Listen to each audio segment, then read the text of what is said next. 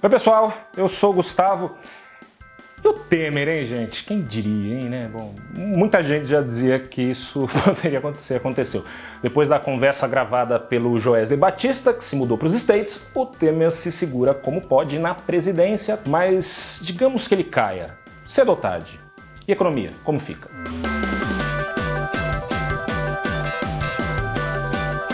Boa, um presidente recebeu um empresário que tem uma reputação mais suja que pau de galinheiro, investigado pela Polícia Federal, na calada da noite, às escondidas. É normal um presidente fazer isso? Não é normal.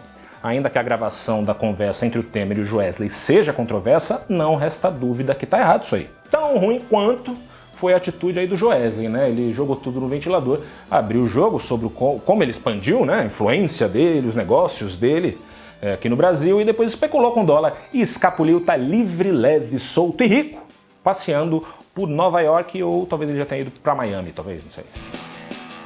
Mais do que passou da hora de o Brasil romper com esse modelo de relações espúrias entre as esferas pública e privada. Isso rola por aqui desde o Brasil colônia.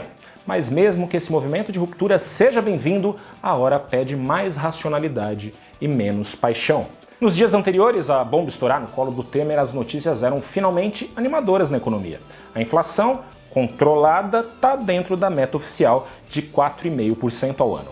Os juros estão em queda e havia sinais de cortes ainda maiores daqui em diante. A confiança da indústria e dos consumidores começou a melhorar, ainda que com uma base de comparação bem baixa, claro, dos últimos anos, quando as expectativas eram as piores possíveis. Até as vagas de emprego com carteira assinada já começavam a ser criadas. É um dos indicadores aí que mais demoram a reagir numa recessão. E no primeiro trimestre, até o PIB reagiu interrompendo uma queda livre, na qual fomos jogados desde 2014. Nenhum desses resultados foi conquistado pela simples saída da Dilma da presidência. Mas por que então as coisas estavam melhorando? Bom, o mérito aí é do quadro técnico que entrou no governo para cuidar da economia quando a Dilma saiu. Poucos discordam, claro, que a saída do Temer, seja pela renúncia, pelo STF, pelo TSE, pela FIFA, pela CIA, pela NASA, poucos discordam que a saída dele seja provável e até necessária, mas sejamos responsáveis. Quadros competentes, e obviamente eu não estou falando aqui do Temer, precisam ser mantidos.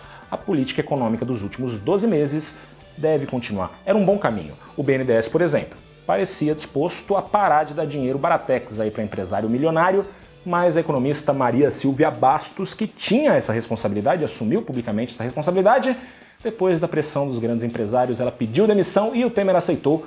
Então a gente precisa ficar de olho. No Tesouro acabou a maquiagem nas contas, ao que parece pelo menos. Ninguém duvida muito da capacidade do Banco Central de entregar a inflação na meta e os juros estão em queda. E a reforma da Previdência, que sempre foi um fantasma na economia do Brasil, apesar de tudo, caminhava. Só um louco diria que tá tudo bem com o Brasil, que a hora não é de mudanças, inclusive na presidência, mas na economia engatinhávamos nos últimos meses nessa direção. Não vai ser esquecendo esses passos de formiga, mas significativos, que colocaremos o Brasil no caminho do progresso econômico e social. Então, fora Temer? Que seja, mas quem assumir o lugar dele não pode colocar tudo a perder outra vez. Pessoal, então é isso, ficamos por aqui. Se inscreva no nosso canal, dê o seu joinha, a gente volta em breve. Valeu!